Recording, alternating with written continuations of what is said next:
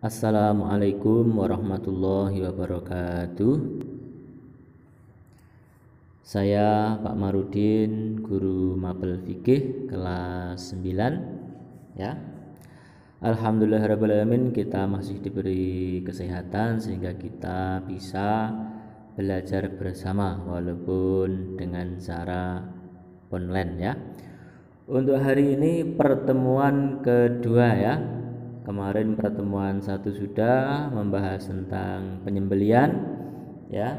Sekarang membahas tentang penyembelian kurban. Jadi harus kita ketahui apa itu pengertian kurban. Jadi langsung saja ya, kita bahas tentang ketentuan-ketentuan kurban.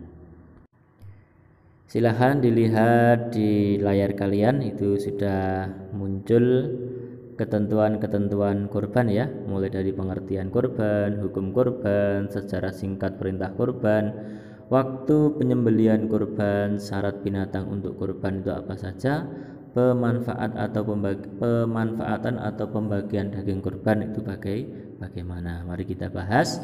Yang pertama yaitu pengertian kurban. Nah, apa itu pengertian kurban ya? Kata kurban itu berasal dari bahasa Arab ya, koroba yakrobu kurban, kurbanan, yang artinya pendekatan diri atau mendekatkan diri. Mendekatkan diri kepada siapa? Kepada Allah Subhanahu wa ta'ala.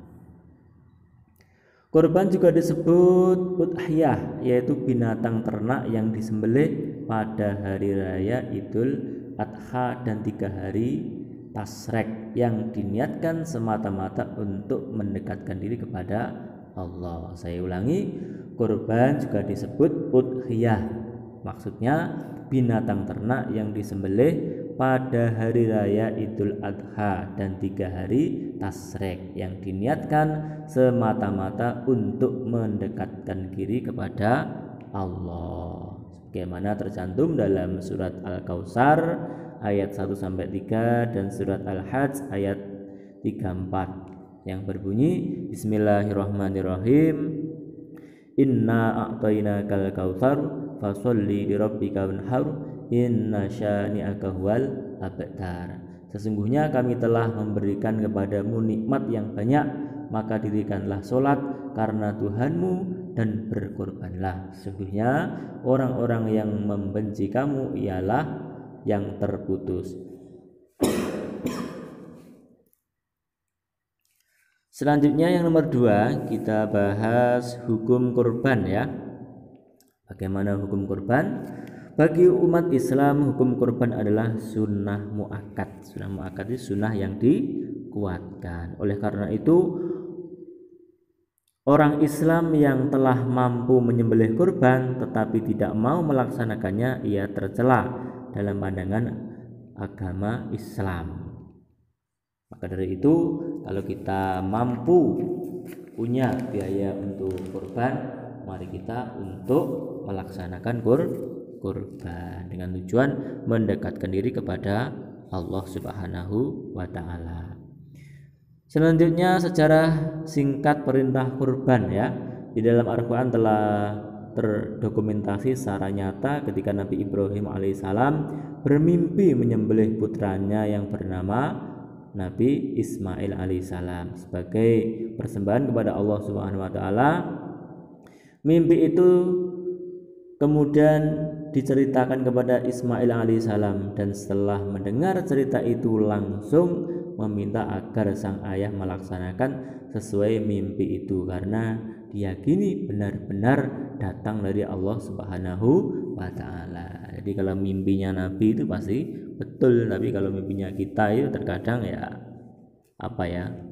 bunganya tidur ya.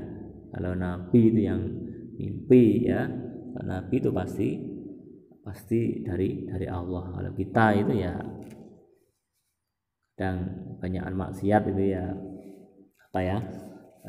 bunganya tidur. Oke, selanjutnya waktu penyembelihan kurban. Nah, waktunya ada sendiri, tidak setiap hari. Kapan waktu kurban? Waktu pelaksanaan kurban adalah tanggal 10 Dzulhijjah atau hari raya Idul Adha, atau pada hari Tasrek, yaitu tanggal 11, 12, 13 Dzulhijjah. Jadi hari Tasrek itu 3 hari setelah hari raya Idul Adha. Jadi waktunya 4 hari. Penyembelihan yang dilakukan di luar waktu tersebut hanyalah penyembelihan biasa. Jadi kok menyembelih selain hari-hari yang sudah ditentukan berarti penyembelihan biasa, bukan dinamakan kurban. Untuk selanjutnya nomor 5 adalah syarat binatang untuk kurban. Nanti seperti apa hewannya? Yang pertama, hewan kurbannya berupa binatang ternak, yaitu unta, sapi, kerbau, dan kambing, baik domba atau kambing biasa. Nah, kalau ayam bisa enggak? Ya bisa. Yang kedua adalah telah mencapai umur yang ditetapkan syariat Islam. Nah, umurnya bagaimana? Berapa? Ya, kalau domba berumur 1 tahun lebih. Kalau kambing biasa berumur 2 tahun lebih. Kalau sapi atau kerbau berumur 2 tahun lebih. Kalau unta berumur 5 tahun lebih. Yang dimaksud dengan musinah ialah binatang yang telah berganti gigi serinya, yaitu bagi kambing yang telah berumur 2 tahun atau lebih, atau sapi yang telah berumur 2 tahun lebih, atau unta yang telah berumur 5 tahun lebih. Adapun yang dimaksud dengan jaza'ah ialah domba yang berumur 1 tahun. Jika musinah tidak didapatkan, maka boleh berkorban dengan jaza'ah yang dimilikinya. Yang selanjutnya, bebas dari aib atau cacat yang mencegah keabsahannya, yaitu apa yang telah dijelaskan dalam hadis. Yang selanjutnya, hewan kurban tersebut milik orang yang berkorban atau diperbolehkan. Yang selanjutnya, tidak ada hubungan dengan hak orang lain. Contoh, misalkan kambingnya milik 2 orang, akan tapi belum izin sama orang satunya, jadi tidak diperbolehkan untuk kurban. Yang selanjutnya adalah penyembelihan kurban harus terjadi pada waktu yang telah ditentukan oleh syariat Islam. Jadi kalau di hari-hari lain itu tidak sah, dianggap sembelihan biasa. Selanjutnya yang terakhir adalah pemanfaatan atau pembagian daging kurban. Daging kurban harus dibagi habis kepada fakir miskin dan sebagian oleh untuk dirinya sendiri, itu 1/3 itu boleh dimakan. Nanti yang berkurban boleh makan 1/3 bagian. Apabila kurban nazar, itu yang kurban itu tidak boleh makan.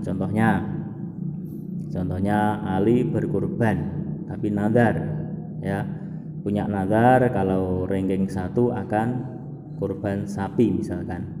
Maka dari itu daging kurban harus dibagi semua sampai habis, tidak boleh dimakan. Untuk hikmah kurban selanjutnya adalah hikmah kurban. Yang pertama, wujud pengabdian dan cara mendekatkan diri kepada Allah. Wujud meneladani pengorbanan Nabi Ibrahim alaihi salam dan lain-lain. Untuk mempersingkat waktu, ini sudah selesai. Tolong dipelajari sendiri materi-materi yang sudah saya share, atau bisa dipelajari di buku, ya. Mudah-mudahan kalian mendapatkan ilmu yang manfaat dan barokah. Untuk soal-soal, ya, yang di slide itu tolong dikerjakan. Nanti apabila ada keterangan yang belum paham bisa ditanyakan, ya, lewat WA. Saya akhiri. Assalamualaikum warahmatullahi wabarakatuh.